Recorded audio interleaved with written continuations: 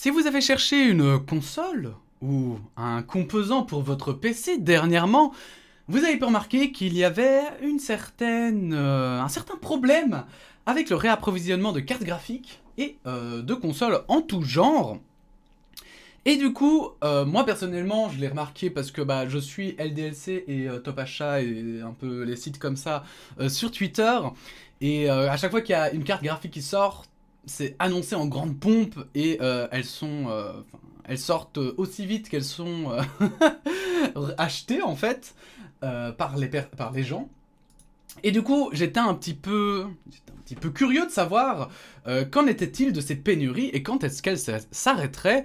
Et j'ai un article du Monde qui résume bien tout ça, qui est daté du 9 mars, donc voilà, c'est un peu moins de 10 jours qu'il est sorti, mais il est toujours intéressant, et comme ça, les gens qui se poseront la question auront enfin les réponses. Moi, par exemple. 5 questions sur la pénurie historique des consoles et cartes graphiques. De nouveaux modèles de consoles et d'ordinateurs destinés aux joueurs ont été lancés en 2020, mais les joueurs ont du mal à les trouver en boutique. Et pas que les joueurs d'ailleurs, hein, parce qu'on parle des gamers, parce que vous savez, on est tous ici des gamers. Mais évidemment, voilà, par exemple en montage, on a besoin d'ordi puissants et c'est la merde. C'est la merdasse. De confinement en couvre-feu et boosté par la sortie fin 2020 des consoles de nouvelle génération, la PlayStation 5 de Sony et la Xbox Series X de Microsoft, le jeu vidéo a connu une croissance à 2 chiffres en France pendant la pandémie. Mais tous les joueurs n'arrivent pas à mettre la main sur ces nouvelles machines, pas plus que sur les nouvelles cartes graphiques telles que la RTX 3070 de Nvidia ou la RX 6800 d'AMD. Sont-elles vraiment introuvables ? La PlayStation 5 et la Xbox Series X sont actuellement indisponibles sur tous les grands sites marchands que nous avons consultés. Amazon, Cdiscount, Fnac, Darty, Boulanger, Grosbill, LDLC. Comme presque toutes les cartes graphiques de dernière génération siglées Nvidia ou AMD. La plupart de ces produits sont épuisés quasiment en permanence depuis leur sortie. Laurent de la Clergerie, le patron des boutiques LDLC, Matériel.net et Top Achat confirme. Il n'y a plus rien pour jouer, c'est en tout cas l'impression de beaucoup de clients. En réalité, nous vendons énormément de cartes graphiques, mais nous n'en avons pas suffisamment pour tout le monde. Quand nous rentrons un lot, il part en 5 minutes, et ça c'est true fact, parce que quand je les vois sur Twitter, ils annoncent, et directement 3 minutes après, boum, t'as plus de cartes graphiques, t'es là en mode, mais ça coûte une fortune. Mais les Français sont riches en fait. Fin 2020, nous avons écoulé 2,5 fois plus de cartes que fin 2019. Je pense que nous aurions réussi à en vendre le double. Quant aux consoles, nous n'avons jamais réussi à en avoir. Donc les consoles sont carrément indisponibles. Ils en ont eu 0. C'est ouf. Cette demande exceptionnelle tire les prix vers le haut. Sur les sites marchands qui vendent des cartes graphiques équipées de puces Nvidia, les tarifs sont beaucoup plus élevés qu'ils ne devraient l'être, explique le patron de LDLC. Nvidia vend probablement ses puces graphiques un peu plus chères que d'habitude. Mais le surcoût s'explique plutôt par l'augmentation des prix des commerçants. Nous faisons 20% de marge alors que nous sommes plutôt à 15% d'ordinaire. Et surtout par l'augmentation des marges des fabricants de cartes qui glissent les puces graphiques Nvidia dans leurs produits. Espérons que ce pourcentage de marge en plus sera redistribué de façon équitable dans toute l'entreprise, bien sûr. Sur ces discounts, des marchands peu scrupuleux proposent des stocks de PlayStation 5 à 1300 €, alors que leur prix officiel est de 500 €, tandis que sur le Bon Coin, elles se négocient 20 à 50% plus cher que leur tarif officiel. L'envolée des prix, conjuguée à une disponibilité erratique, fait souffler un vent de folie sur les marchés de l'occasion. Sur le Bon Coin, il est possible de trouver des cartes graphiques d'il y a 4 ans à un tarif proche de leur prix neuf en 2017. Et ça, c'est quand même assez dingue. Perso, je trouve que l'impatience des gens, alors il y en a que je peux comprendre. Forcément, il y a des gens, comme je disais, que c'est pour leur boulot, c'est pour... voilà, c'est vraiment important. Mais il y en a d'autres où je me dis, est-ce que vraiment on ne sait pas attendre un petit peu? Et pour les PlayStation 5, par exemple, moi j'ai essayé de m'en fournir une, parce qu'en Belgique, le problème c'est qu'il y a... Enfin, à Bruxelles en tout cas, il y a quasi plus de magasins physiques. Donc du coup, t'es obligé de commander sur Internet. Mais voilà, je me suis pas dit j'allais acheter une console à 1300 balles, quoi. Tant pis. Bon, tant pis, hein. Et en fait, ce que je reproche aussi un peu aux vendeurs à Microsoft et à Sony, c'est que pour le coup, par contre, tous les influenceurs ont leur console. Ça, y a pas de souci.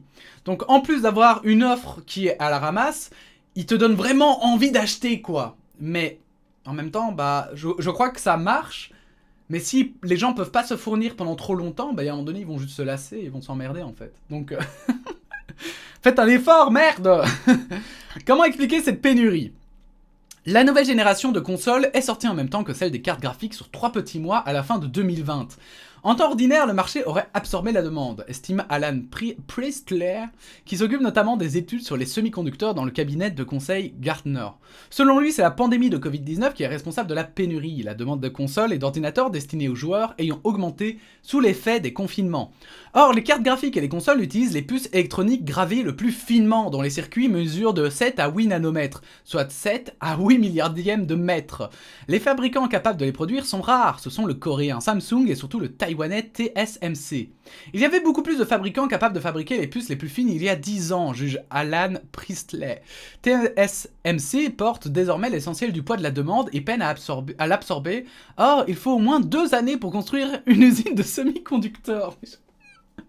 Je me dis, mais putain, c'est de la folie. C'est quand même fou que personne n'ait vu le filon et se soit dit, et putain, on va en avoir besoin dans 2 ans, il y a une fortune à se faire.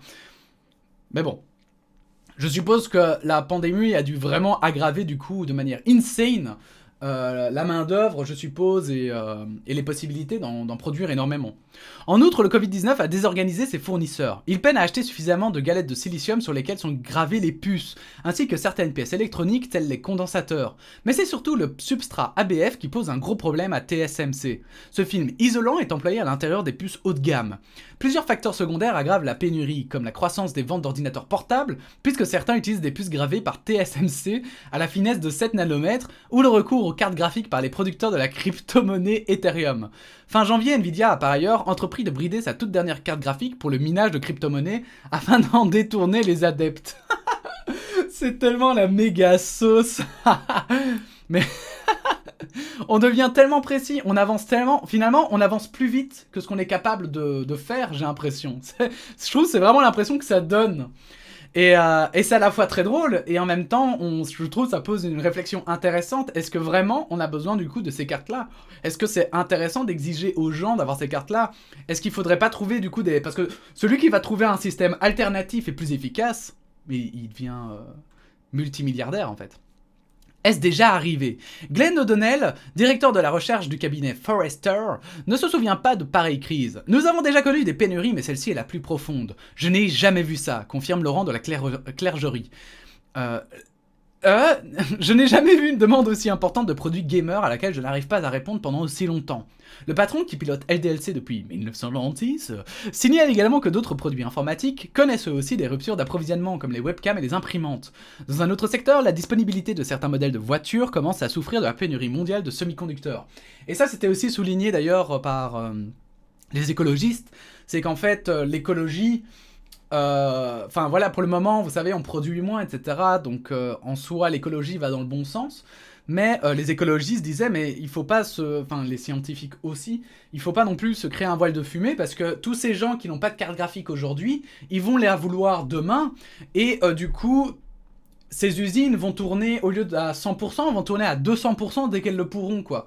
Donc, voilà, il disait juste, ne fermons pas les yeux sur le fait qu'en fait, là maintenant, on consomme moins, on pollue moins, mais tout ça pour peut-être polluer 2 fois plus dans le futur, quoi. Donc il faudra faire gaffe à ça. Sur la durée. Combien de temps cela va-t-il durer? La réponse est très incertaine. Laurent de la clergerie est plutôt optimiste. Je prévois une détente entre juillet et septembre, puis de nouvelles pénuries autour des fêtes de Noël. Alan Priestley est plus prudent, jugeant les facteurs trop nombreux et trop incertains pour se prononcer. Ça change en permanence, la sortie de la pandémie aura forcément un impact sur la demande, mais certains en sortiront avec plus d'économies que d'habitude, alors que d'autres auront perdu leur emploi. Glenn O'Donnell estime lui que la pénurie va durer un moment. Et oui, c'est vrai, et moi je crois qu'il vaut mieux être pessimiste et se dire bon, bah ça va durer longtemps, plutôt que de miser, même si ce serait cool pour ceux qui attendent, évidemment, que ça se calme en juillet, mais bon, on verra bien. Comment contourner la pénurie? L'idéal est d'attendre que la disponibilité et les prix reviennent à la normale, mais pour les joueurs, cette solution est difficile à accepter en période de couvre-feu. Alors plutôt que de tout miser sur les sites de vente en ligne, certains tentent de s'intéresser aux boutiques de leur région.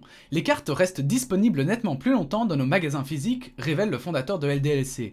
D'autant qu'ils sont mieux servis que notre site internet en proportion de leur fréquentation. D'après LDLC, certains joueurs utilisent les mêmes armes que les scalpers, qui achètent autant de consoles que possible pour les revendre plus cher ensuite. Et vont jusqu'à programmer un automate automate capable d'acheter le produit à la minute où il est disponible en ligne. Mais cette solution ne fonctionne pas toujours. Certains marchands suppriment les commandes qui portent la signature d'un robot. Ces achats annulés représentent 1/3 des commandes de cartes graphiques chez nous, détaille Laurent de la Clergerie.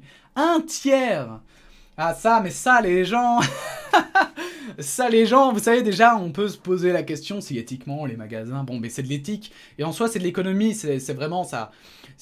On peut pas vraiment leur en vouloir, et en même temps, bon, ben on pourrait se dire, bon, c'est pas très cool, quoi. Mais là, les gens qui achètent pour après revendre 3 fois le prix... Ah là là, les petits bâtards, hein. La dernière solution ne concerne que les cartes graphiques et s'avère coûteuse. Acheter un ordinateur complet plutôt qu'une carte graphique seule. Certains marchands réservent une partie de leurs cartes aux ordinateurs pour gamers qu'ils commercialisent eux-mêmes. Chez les marchands Gros Bill et LDLC, leur disponibilité est meilleure que celle des cartes graphiques achetées à l'unité. Et moi, c'est ce que j'avais fait à l'époque, d'ailleurs, pour mon PC. J'ai une RTX 2070 pour pouvoir streamer tranquille. Et c'est vrai qu'à l'époque, j'avais acheté un PC tout fait parce que ça coûtait moins cher aussi. Donc c'est vrai, et évidemment LDLC, je pense à mon avis qu'ils doivent gagner plus sur un ordi qui monte eux-mêmes, puisqu'alors du coup il y a la prise en charge du montage, et éventuellement l'extension de garantie si vous la voulez, et à mon avis ça ils touchent beaucoup plus que sur une carte graphique qu'ils vendent comme ça quoi. Mais bon, voilà. Comme ça, je trouvais que l'article répondait plutôt bien à toutes les questions qu'on pouvait se poser autour de cette pénurie. Moi, personnellement, en tout cas, je comprends beaucoup mieux. J'espère que c'est le cas aussi pour vous. Si c'est le cas, n'hésitez pas à liker, à disliker si ce n'était pas le cas, mais n'hésitez pas à justifier pourquoi, du coup, vous trouviez que c'était pas intéressant. N'hésitez pas à vous abonner, à partager cette vidéo, à mettre votre opinion en commentaire, et puis on se dit à bientôt pour de nouvelles aventures. Voilà, la bise!